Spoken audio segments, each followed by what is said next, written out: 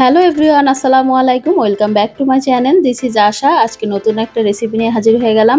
দারুণ মজার একটা স্ন্যাক্স রেসিপি তৈরি করলাম। তো আর কথা না বাড়িয়ে চলুন শুরু করা যাক কিভাবে রেসিপিটি তৈরি করেছি। তো বিকালটা ভীষণই সুন্দর ছিল। তো আকাশটা একদম লাল হয়েছিল। তো আমি সেই সুন্দর মুহূর্তটাকে একটু ক্যাপচার করছিলাম। এরপর আমি বিকালে স্ন্যাক্স আইটেম বানাতে চলে গেলাম। আসলে এটা হলো মহররম স্পেশাল একটা খাবার। তো শ্বশুরবাড়িতে এসেই কিন্তু আমি রেসিপিটা শিখেছি। তো মহররমের রোড তৈরি করে সবাই, তো তাদের কাছ থেকে খেয়েছি। মানে আমাদের আশেপাশে বিহারিরা বেশি, তো তারা মহররম উপলক্ষে এই রোডটা তৈরি করে থাকে। তো এটার নাম রোড বলে থাকে। তো কিভাবে তৈরি করা হয় সেটা আমি অন্যের মুখোমুখি শুনে আজকে তৈরি করতে গেলাম। তো রোড তৈরির জন্য আমি 1 টেবিল চামচ বাটার নিয়েছি। এর ভিতরে চিনি দিয়েছি 1.5 কাপ পরিমাণ। তো বাটারের পরিবর্তে ঘিও ব্যবহার করতে পারেন। এরপর 1/2 কাপ পরিমাণ তেল দিয়েছি। সয়াবিন তেল ব্যবহার করেছি। এখন চিনি, সয়াবিন তেলের সাথে আর বাটারটা খুব ভালোভাবে মিশিয়ে নিতে হবে। তো নাড়িয়েই যেতে হবে। অনেকটা সময় লাগে চিনিটা গলাতে। এখানে কিন্তু বিটার ইউজ করা যায়।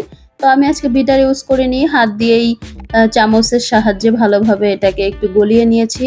তো দেখুন অনেকটা এরকম ঘন হয়ে আসবে। তো এই পর্যায়ে এখন যে কাপ মেপে আমি 1.5 কাপ পরিমাণ চিনি দিয়েছিলাম, সেই কাপ মেপে 2 কাপ পরিমাণ ময়দা দিয়েছি। তো সাথে 2 টেবিল চামচ পরিমাণ সুজি ব্যবহার করেছি এখানে। আমি খুবই সহজ উপায়ে কিন্তু ঘরোয়া পদ্ধতিতে আপনাদেরকে শিখিয়ে দিচ্ছি। এখানে 1 টিস্পুন বেকিং পাউডার দিয়েছি আর 2 টিস্পুন কর্নফ্লাওয়ার দিয়েছি। সাথে সামান্য পরিমাণ একটু ভ্যানিলা এসেন্স দিয়েছি, ফ্লেভারটা ভালো হবে। তো এখন এই উপকরণগুলো ভালোভাবে মাখিয়ে নিতে হবে। তো একটি চামচের সাহায্যে আমি এই কাজটা করে নিচ্ছিলাম। তো এ পর্যায়ে যদি আপনাদের মনে হয় যে ব্যাটারটা পাতলা হয়ে গিয়েছে, তাহলে এখানে আর 1 কাপ পরিমাণ আটা বা ময়দা ব্যবহার করতে পারেন। তো দেখুন কিছু সময় মাখিয়ে নেওয়ার পর কিন্তু এরকম আঠালো ভাব তৈরি হবে। এখন এটাকে ঢাকনা দিয়ে ঢেকে রেখে দিব আর 20 মিনিট রেস্টে রেখে দিব। 20 মিনিট পর ঢাকনাটা খুলে একটু ভালোভাবে হাতে মাখিয়ে নিব। তো হাতে কিন্তু তেল মাখিয়ে নিয়েছিলাম আমি, তাহলে হাতে এটা আর লেগে যাবে না। এমনিতেই বাটার আর তেল ব্যবহার করা আছে এটার ভিতরে, তো হাতে লাগার কোনো সম্ভাবনাই নেই। তো আমি হাতের সাহায্যে একটু লম্বাটে করে চ্যাপ্টা করে, মানে একটু কুকিজের আকার দিলাম আর কি। তো এরকম লম্বা করতে পারেন, আবার গোলও করতে পারেন। যার যেরকম ইচ্ছা সে সেরকম শেপ দিতে পারেন। তো অনেকে চারকোনা করে থাকে। তো আমি এই যে একটু লম্বাটে করে ছোট ছোট করে তৈরি করে নিয়েছি। যেহেতু আজকে প্রথম, এই জীবনের প্রথম রোড তৈরি করছি, তো সবাইকে তো দিয়েই খাবো। তো ছোট ছোট করে তৈরি করছি, সবার জন্য 1 পিস 2 পিস খেতে পারে। তো এটাকে এখন বেক করে নিতে হবে। চুলায় কড়াইয়ে এটাকে বেক করে নিব। তার জন্য আমি কড়াইটা একটু প্রিহিট করে নিয়েছি। তো গরম থাকা অবস্থায় এর উপরে ট্রেটা বসিয়ে দিলাম। তো নিচে আর স্ট্যান্ড দেওয়া লাগবে না, কারণ কড়াইয়ের নিচে কিন্তু এটা লাগছে না।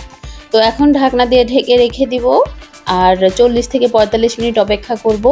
এরই মাঝে আমি একটা জিনিস ভুলে গিয়েছিলাম, তিল দিতে ভুলে গিয়েছিলাম। তো 30 মিনিট পর আমি একটু উল্টে পাল্টে দিয়েছিলাম আর উপর থেকে তিল ছড়িয়ে দিয়েছি। আসলে এটা তৈরির সময় তেল ব্যবহার করা হয়, বাদাম ব্যবহার করা হয়, কিন্তু আমি সেটা দিইনি, ঘরে ছিল না বাদাম। আর উপর থেকে তিলটা দিয়েছিলাম পরে। তো এই যে নিচের পাশটা একটু বেশি বেক হয়ে গিয়েছে, উপরের পাশটাও লাল লাল করে নিয়েছি। বেশ ভালোই লাগছে কিন্তু। তো আমি নামিয়ে নিয়েছি, এটা ঠান্ডা করার পরে নামিয়েছি। তো দেখতে কেমন হয়েছে আমাকে অবশ্যই কমেন্টে জানাবেন। আর প্রথম একটা জিনিস তৈরি করলাম, দেখতে যেমন সুন্দর হয়েছে, খেতেও কিন্তু খুব মজা হয়েছে। তো এরকমভাবে কিন্তু বাসায় আপনারা এরকম কুকিজ তৈরি করে খেতে পারেন। তো এটাকে তো রোট বলে অনেকে। তো আমি আপনাদেরকে একটু ভেঙে দেখিয়ে দেব কেমন হয়েছে ভিতরে।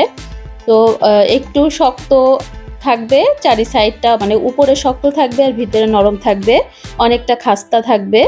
তো দেখুন জিনিসটা কিন্তু দেখতে যেমন সুন্দর, খেতেও কিন্তু ভীষণই মজা। আশা করি এই সহজ রেসিপিটা আপনাদের পছন্দ হয়েছে। ভালো লাগলে অবশ্যই লাইক করে দিবেন। আশাস কিচেন অ্যান্ড ড্রিম চ্যানেলটি সাবস্ক্রাইব করতে ভুলবেন না। সবাই ভালো থাকবেন। আজকের মতো এই পর্যন্ত। আল্লাহ হাফেজ।